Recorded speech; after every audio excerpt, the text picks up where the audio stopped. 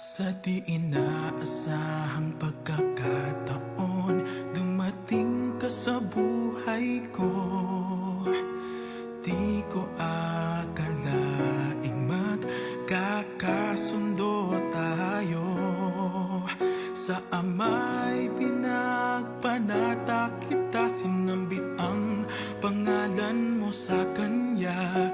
At sinabi kong mahal kita, wala nang alinlangan pa.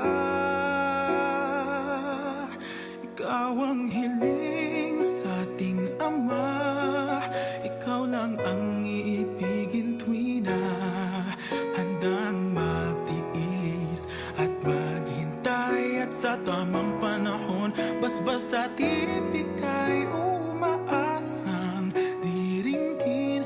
Ikaw at ako'y pagbubuklurin, tayong dalawa sa harap ng Ama, magiging isa.